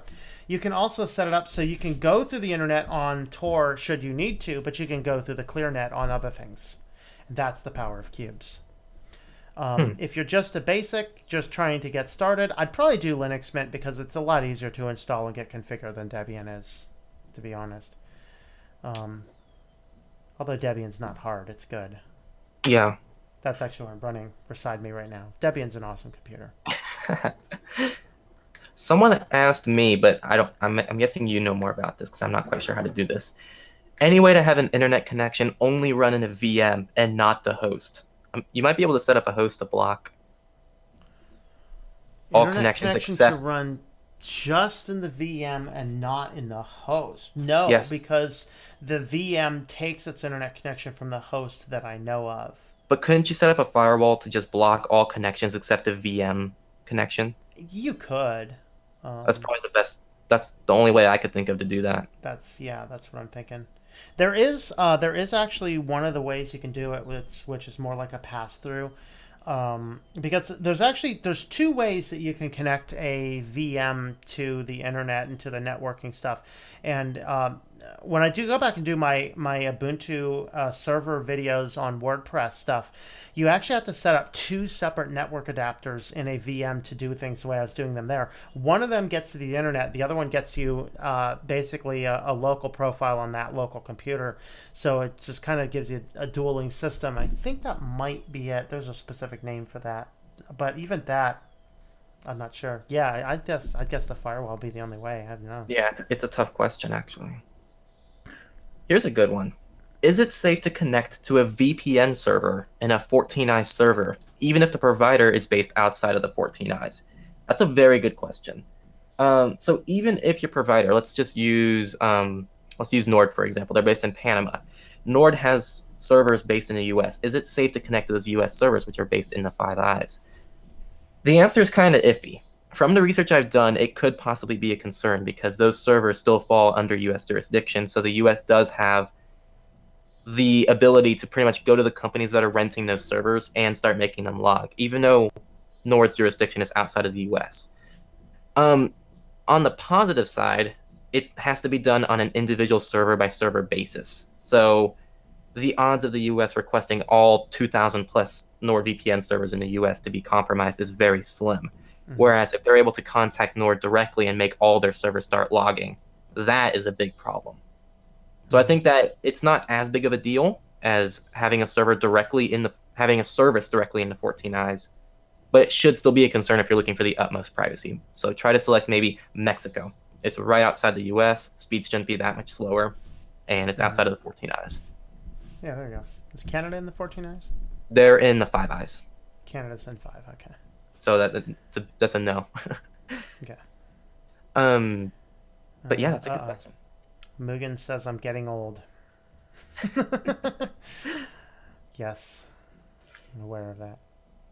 David asks, at your university, do they make you get a personal Google account or do they have you get one through their organization? They make one for you through their organization. So I have my name and then at myschool.org. It's made for me. I have no choice whether or not to use it. It's automatically Yeah. generated. And the Oh boy. Yeah, and the scariest part too is I don't have any control over the account. So there's my school account that's used to access my classes, my grades, and all that stuff. It's the same login information to get into Google. I Mm-hmm. can't change the Google password to be separate from the other one. Mm-hmm. So it's kind of crazy how I have no control over that account. The Yeah. school does. That's why you need a little thumb drive. Install whatever you need on this little thumb drive, and as soon as school's over, just Oh, I would never use anything without a VPN on school Wi-Fi. yeah. That scares the hell out of me. We had when I was teaching, we had major viruses going around the open network. We had a free available public Wi-Fi network that was so full of viruses. You log into it and you'd pick up 4 or 5 viruses. It's like picking up a lady of the night down the Las Vegas Strip. It's bad. Google does not lock your life; it takes space in it. This is an old technique of war. Hello, Noah Videos. Nice to see you on here. Noah, Amazon, not greetings, Whole Noah. Foods. Well, actually, Amazon bought Whole Foods. It's a Whole Foods store where they have the cameras set up. So it's Amazon's cameras inside of the Whole Foods store. Yeah. I never really cared to go to Whole Foods. I care less now. I mean, I shop on Amazon, but let's talk about that for a minute because regarding privacy, it is completely possible to have a completely anonymous Amazon account in many places. Yep, you And I mentioned think, yeah, I think it was two separate teams probably made this happen, and they may or may not even realize it because they do focus a lot on data collection. But they also wanted to reach the unbanked people, and so they put together this way to a series of network of stores where you could use a Amazon gift card and refill it. So you can literally go in, refill an Amazon gift card with cash. You do it with cash. And then when you have that gift card filled up with cash, then you can actually ship it to one of the Amazon pickup locations. And the only thing Amazon has to have is an email address and a password. So you create anonymous email address, give it a password, use only the cash way of buying the cards, and ship to a pickup location. Not Yeah, everything can be shipped to a pickup location, but a lot of things can. very cool. And even if you don't have that available in your location, you can still make an Amazon account without any personal information. And if you set up a PO box that isn't tied to your personal information, you can ship it to a PO box. Yeah, but that's very hard. You technically cannot open up a PO box without your personal information. They need like a lease, and they need all of the regular things to open a bank account. Is what you need for post office box these days. Uh, And they still don't let you ship a lot of things to post office box. that's unfortunate. It is. Now, the good news is if you get the post office box prior to moving or closing your lease, you don't have to update your address with them. There's a little workaround. Yeah. Yeah. Here's one for you. How to convince my friends to switch to Linux. They just won't switch. I don't know why. It's kind of like your faith. As long as you believe it, man. And you're there for them when the pieces fall down. When their computer starts rebooting again, you can laugh and go, ha ha ha, my computer doesn't do that. You should switch to Linux. That might be enough. But the reality is, don't lose friends over the fact that you're using different operating systems. I wouldn't bother. I mean, it's a philosophy for you. It's not the whole world doesn't have to switch to Linux. It's a philosophy for you. If you believe in privacy, you believe in security, and you believe in control over your life, that's what you want to do. Like, that's what's on my thing. Control your life, control your computer. Switch to Linux, right? Yeah. And that's the thing, is that once you have that ability and you know what you're doing, you just do it, and then just demonstrate to friends that your system can do the things their system can do. Unless you guys are avid gamers, then he's going to beat you. In which case, I wouldn't dwell on it. If you have a friend that won't switch, it's not worth dwelling on. You switch for you, not switch for your friends, is kind of the best. Yeah, and honestly, making the switch yourself and just talking about it casually is another way to just Mm-hmm. spread the message. Yeah. And not being a total weirdo about it too, because when people hear, oh, a person's using Tor or they're using these privacy tools, people automatically assume, oh, he's a criminal, he's trying to hide things. But your friends know you. They know you're not a creepy person, and if they see that you're using a Tor sticker on your water bottle, you Mm-hmm. have EFS stickers taping up your phone's cam. You have your personal laptop with a giant sticker on the back that says, I forgot what Switch it to says. Linux, you fool. No. I should do stickers like that. I should do stickers that say, switch to Linux, you fool. That's a good one. I want to put some merch together that is privacy oriented, and it can be humorous too. So that's a good idea. I'd love to see those stickers.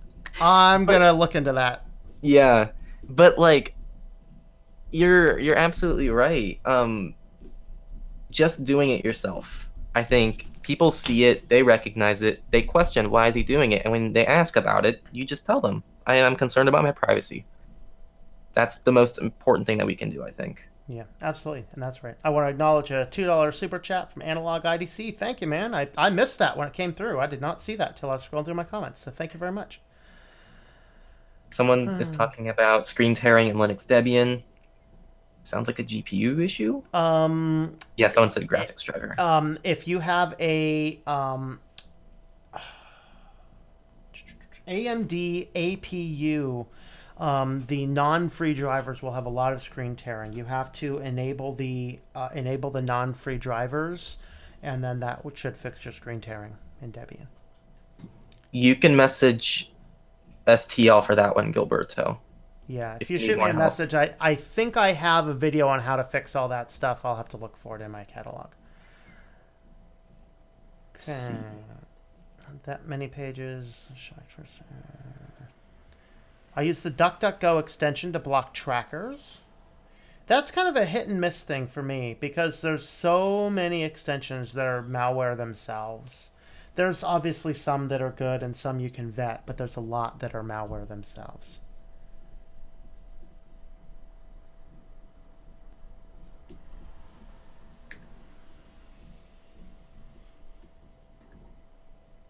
Do you know what this DuckDuckGo extension is?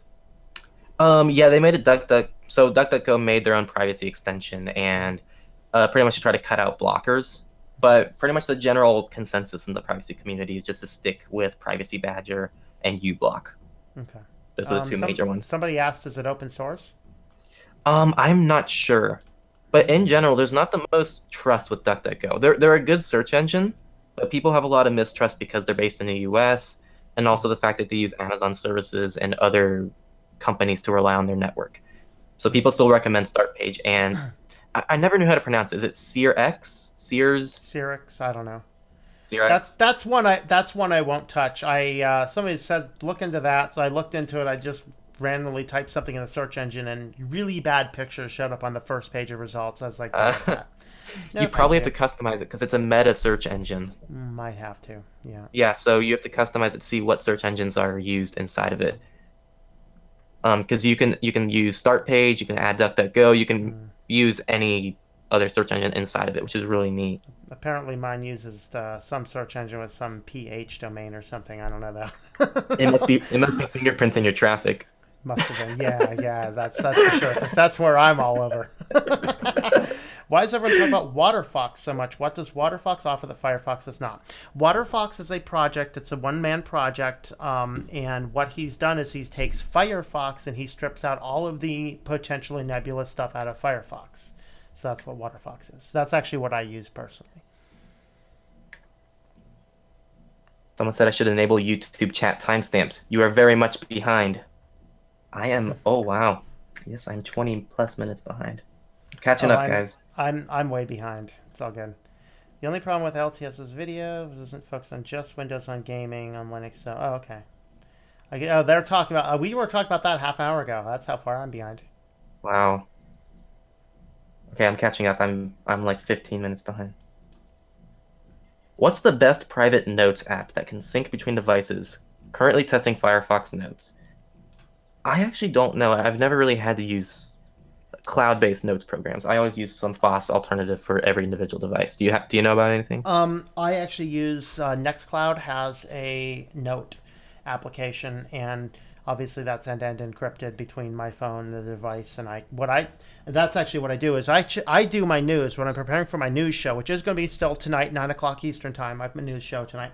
I only read the news on the phone, and then if I like the article or whatever it is, I'll copy it into the notes, and I just have an ongoing list every week of all of my news articles. And then when Hmm. it's close to the show, I just go to the computer, open up Nextcloud on the computer, and then just download and it's just basically a text file. So that's what I'm using.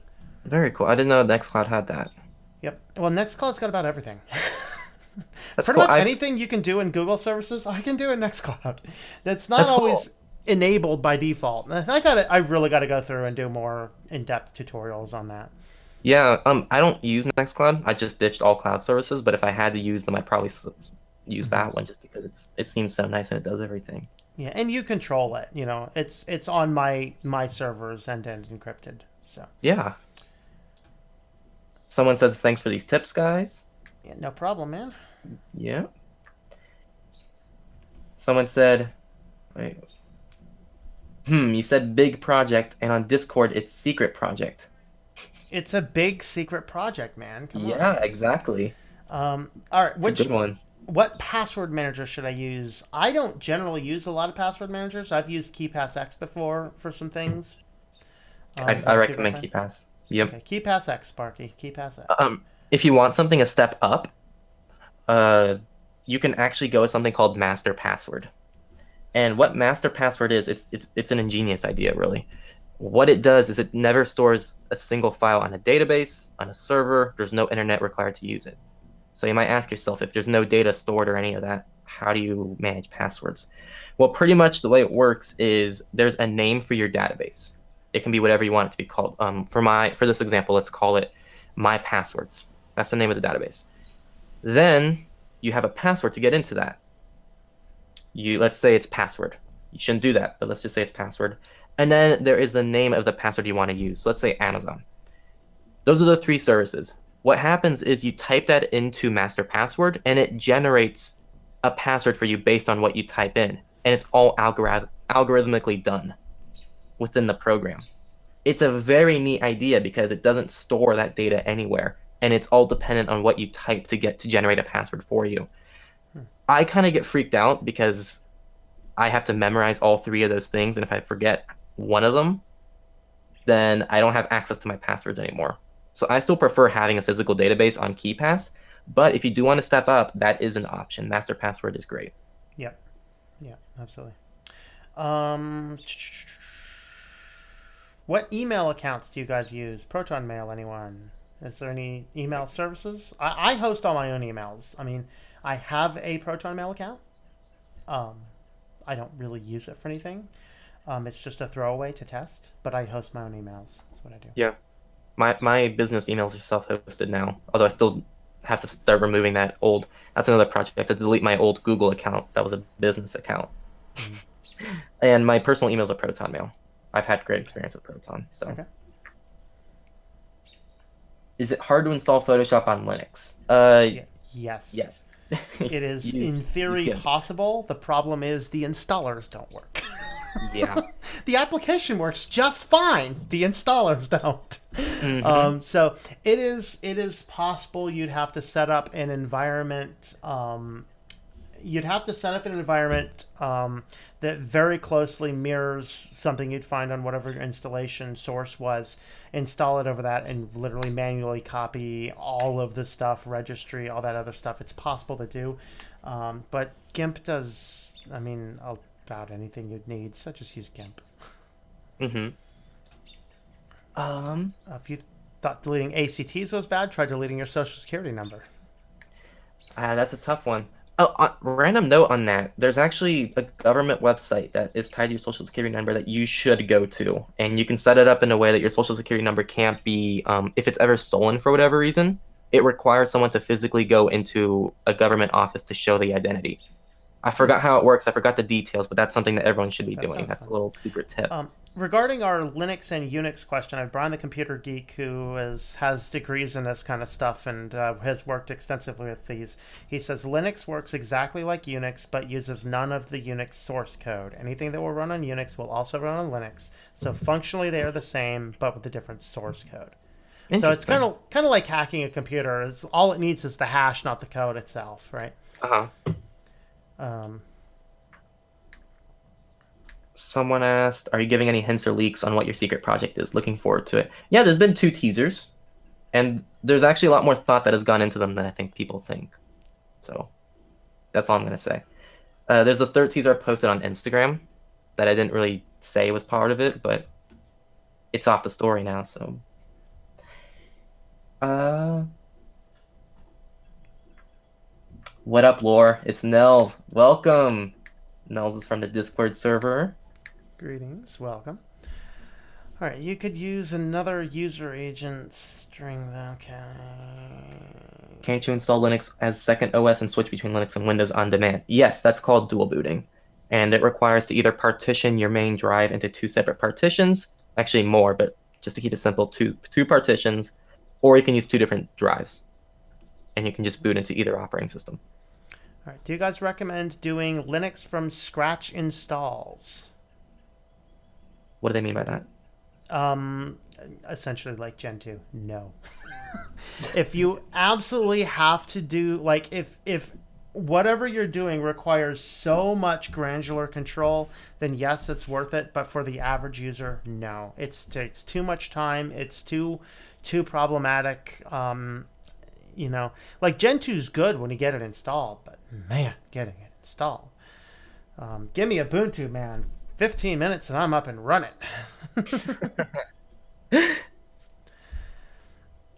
Someone says, do I have Ligma? I No. am definitely caught up with my memes, so I am not No, going you to don't. respond to that. I follow Dank Memes, I guys. passed that. No, I was exposed to it and found to be immune.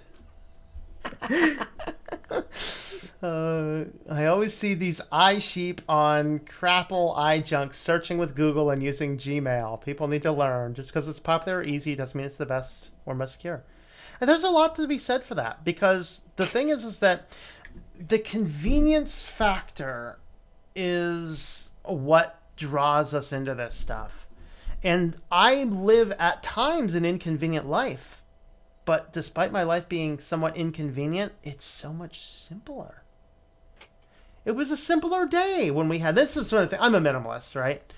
One of the things that makes me laugh is when I see the minimalists like, oh, you don't need all those books, just get a Kindle, and you don't need a phone, a GPS, all this other stuff. Just get one little device. This does it all. Yeah, you'll lose this and you're done. That's the problem. I don't know. You laughing about something else over there? This is meme talk going on. Oh, meme talk. All right. Rip Ninja, right?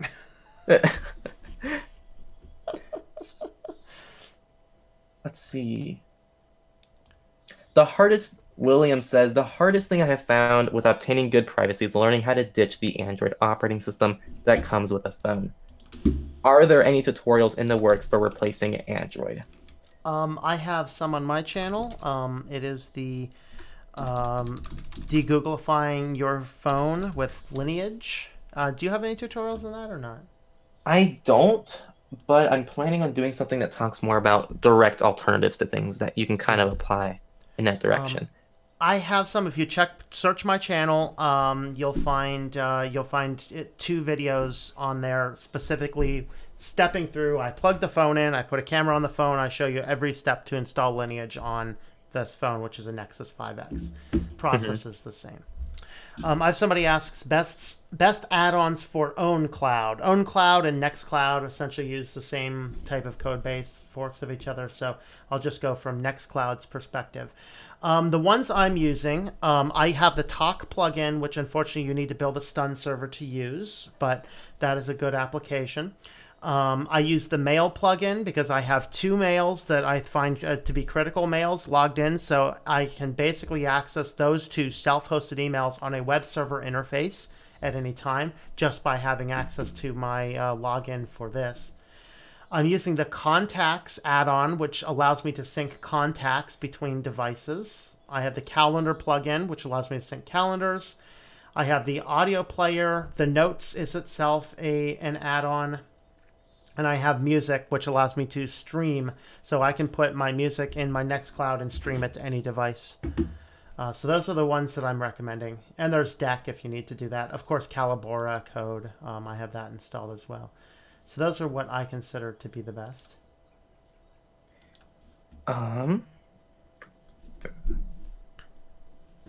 Someone asked, what are my thoughts on Veracrypt? Excellent piece of software. I'm actually putting a tutorial on how to use it right now. I just recorded the audio yesterday, so that should come out soon. It's a very good piece of software, and it works with Linux, so cool. Double yeah, I use Lux is what I use. Really? Just because it's built into Linux. So. Yeah. The reason I like Veracrypt is that you can mount an encrypted Veracrypt volume on any OS as long as it has Veracrypt on it. That's would be the advantage. Yep. Yeah, and it's open source. Yep. Yeah, my stuff is... Yeah, go ahead. The only problem with Veracrypt that I found is installing it on a full entire disk partition. So if you have a dual boot on one drive, you can't get, as far as I know, you can't get Veracrypt working on the whole drive unless you did the formatting to use MBT and not GDR. So there's the master boot record. Wait, I mixed those up. Well, there's two ways to format drives when you install an operating system. There's the master boot record, and I think there's GPT or something like that. The new master boot record is the old one, and that's the one that you have to use with Veracrypt. So you pretty much have to use the older version to format your operating systems if you want to get entire disk encryption with Veracrypt. If not, you can still encrypt individual operating systems. So like, my drive only has Windows on it, on my business computer. It has an NVMe SSD. I can encrypt the contents of that with Veracrypt, the entire operating system. But if I install a dual boot, I couldn't encrypt the second one within Windows. Just a warning. That will be addressed in the tutorial in a much better manner than I just did. I have a Y Evolution and not Thunderbird. The reason has to do with Evolution has way more functionality and it has a unified inbox. I use Thunderbird for things where I'm using different type of things like personal type emails and stuff. I use Thunderbird on because it gives me a separate link for each individual email. Evolution allows you to do old school Outlook, which I think they changed recently, where everything, all email addresses, all check into a single unified inbox, and then you can use a series of rules to sort them into different locations. That's why I use Evolution. And it has calendar support, contact support, all that other stuff more than Thunderbird does. Very cool. I always use Thunderbird on Linux. I never tried Evolution, so that's something I need to try. Evolution is way better. The Hated One has the best privacy tutorials. He's a very good channel. If you guys haven't checked out The Hated One, he puts lots of good content out there. He hasn't uploaded in a couple months, so I hope he's still planning to continue. But I still go back and watch his videos. They're great. What's the point of switching to Linux? Security, privacy, control. That's good answer. Yeah. Okay. Someone asked, do you think crypto is coming back? Crypto never went away. Just because prices are lower doesn't mean the technology isn't there. You can still use Monero to send anonymous transactions to people, and the price isn't influencing your ability to do that. So crypto is still here. It's going to stay here. And I believe it's going to be the future. Daniel Kovacs joined on. Didn't get a notice. Daniel, I will be on at 9 tonight too. So. Is this you're streaming 3 times today? Just twice. Oh, I thought you streamed this morning. I saw something at 11 a.m. No, I posted the notice for this. So I post the notices for the streams early because it gives people a chance to see it. And, when that YouTube notification thing doesn't work, it gives you a better chance that you actually saw the notification. Got it. I did post a video on my other channel, though, this morning. I mean, I recorded it, and it was recorded and edited yesterday. I just didn't push it up until today. And I will be doing this short link one. I might push it out Sunday. I might push it out Monday. I was thinking about doing it today, but I'm not going to bother. But I do have the video about how to build your own self-hosted short link system. I'll be posting that in a day or two. Lots of stuff going on. Too much. What's a really good and somewhat accurate Android APK for GPS with all the needed features? I am using Waze. There's AndOMS, right? And OMS for maps replacements. Yeah. Yeah, and the good thing about that is you can download the map, so you don't have to rely on an internet connection, which is way better. People using their phones to go out into remote areas expecting to keep an internet connection, that scares me. Because you can lose access to that data. And OMS has great maps. It's really nice. But I tried using it for turn-by-turn navigation, and it just wasn't working for me. I don't know if there was a problem with the way it was interacting with my version of Lineage. I don't know if it's a hardware issue, that the way it interacts with AndOSM. But when I tried turn-by-turn navigation, it just wouldn't work. After probably 300 meters after I passed a turn, it would tell me to turn. Yeah. It was awful. So they're asking, someone, he brought up Waze. The tough thing with Waze is it's still owned by Google. It's actually on Google's website that they control Waze. Yeah. But it's tough. That's actually something I responded to someone with a comment on my recent video talking about deleting Google, and they asked, what do you use for navigation? And that's a really good question. I don't know. Garmin GPS. That's not a bad option either. Yeah, and that's I never thought about that. That's one of the things that I'm talking about. Do not over rely on this device. And it has taken over our life, and it's made us sloppy and lazy. Because we're relying on one device. A GPS costs $100, right? And it has one task, and it does that task extraordinarily well. I keep it in the car. It never really leaves the car unless I need to update it or something like that, which, modern ones, you get free updates for life generally. Get a Garmin GPS, you keep it in your car, and that way if you need navigation, you got navigation. And that's all it does. It's not going to crash. It's not going to lose data. It's not going to have all sorts of other issues. Just get a GPS. Interesting. You're going to rely on navigating. It's $100. It is a tenth the price of your average smartphone. I never thought about using that, though. Yeah. And that's the funny thing, isn't it? Yeah, it's just Yeah, an outdated thing. I never even thought about using that. yeah, Um, but if you do have to use navigation, luckily I haven't had the need to use it because I can just look up things. I know my area currently well enough that I can just look it on a map before I leave. But if you actually have to, even if you don't have Google services installed, Google Maps does work, and it doesn't require an account to use. yep. Same with Waze, and you don't need Google services. So you're limiting the Mhm. amount that they're tracking, and there's no account to tie it to. So there's still some privacy benefits, even though you're using a Google service. Yeah, Just a thought. I would still not recommend using it, but yeah. it's there. It's it's kind of like a lot of the different apps out there are just, I mean, you can access this stuff without the app. Just get on the website. Like, I do a lot of Amazon stuff on my phone. I don't have an app installed. Their mobile website works just fine. And it probably tracks you a little bit less. Yeah. Particularly since I access Amazon through Tor. So, uh, You ever why have doesn't problems loading Tor or loading Amazon on Tor? I had some problems doing that. it could potentially give you a couple issues here and there. You just go in there and reset your Tor. So, if you just go into Orbot, depending on which version you have, so the version I have, just pull it down, click the button, you get your little Tor onion thing, spin it, and it sets you a new node. Very cool. So, and Huh. then also the thing you're doing if you're running Orbot on your phone, what I actually do is I actually lock it into the U.S. location. Maybe I don't. I'm actually in Switzerland right now for some reason. I usually have it locked into the United States, so I'm always. It looks like I'm at a United States address, like a United States IP address, so it doesn't give me regional weirdness. So you can set on Orbot on the Android phone. You can set what country your exit node is from. And so I Hmm. do that so that I don't have those types of regional weirdness with Amazon and other things that I'm using, but I still have access to Tor. So it's effectively like a VPN for the phone, essentially. Huh. Um, let's see. Why doesn't Adobe make their products available on Linux? I don't get it. Because they think it's insignificant, despite the number of people who use Linux is not too far off from the number of people who use Mac. But Yeah, I really and wish if they would.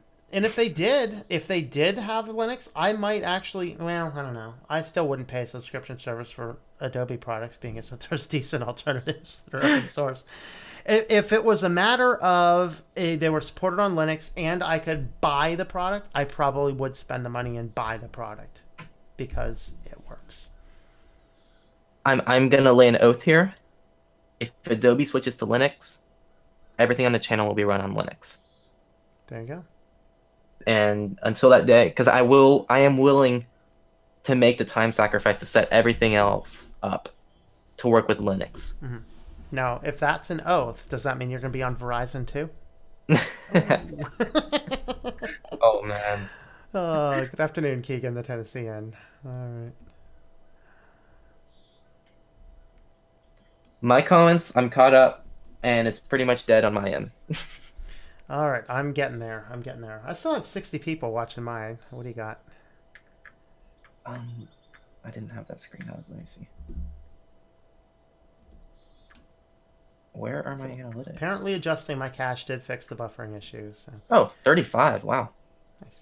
Okay, don't trust a That is web very high browser. for us. We don't normally get many streamers. Yeah, I do. Wow. I think Look at I that. do about as many people streaming as I do about as many videos streaming as I do pre-recorded. So I usually get higher numbers. I think. Orange Moon tonight. L Blend, you got played. You got played, son. L blend. What? Someone said, by the way, this channel is the you know what. And Hmm. then and then Gotcha. L Blend said, "Oh wait, you said the, not just the word." But hey, GF. wow, we got 36. We had 1 point. I just want to take the time now to thank all of you for being here. I have never had 50 viewers on a stream before. The most we ever Nice. had before was like 30 to 40. So having over Very 50 was cool. pretty crazy. Very good. Wow. Very awesome. Congrats, man. That's cool.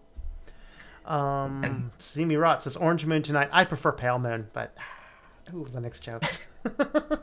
Mr. GFY, F Droid, no G apps. Yes, if you are on Android, you can actually avoid the Google Store by having Google apps. The cat wants to come up, and I'm worried he's going to snag my headphones. All right, there we go. All right. Okay. A little question. If anyone knows the answer, how do you use AMD Catalyst Control Center when you have an older AMD card? 7850. It's about enforcing VSync changing voltage. I have no idea. Welcome back, Noah. Do you have any idea on that? AMD stuff? Can you repeat that? Um, how do you use AMD Catalyst Control Center when you have an older AMD card? It Ooh, is about that's enforcing VSync changing the voltage. that's a tough one. So I believe is he talking about the GPU or the CPU? I believe I that's GPU guess related. I don't know.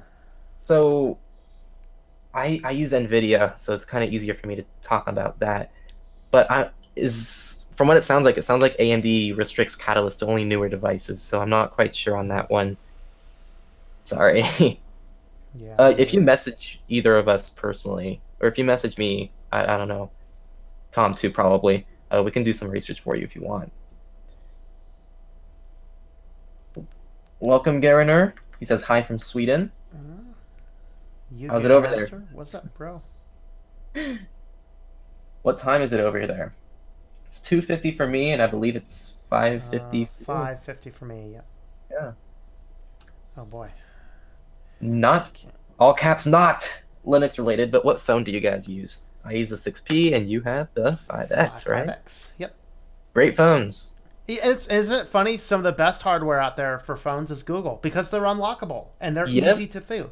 This is why I did that video last Saturday about why that whole antitrust stuff with the EU and Google was garbage. I mean, I'm not a huge fan of a lot of what Google does, but the biggest problem is that manufacturers are making phones that we can't unlock and put our own open source software on. I'm not locked into Google. I wiped Android off of this and put Lineage on it. So, Exactly. It's kind of interesting that the most open device is actually from Google.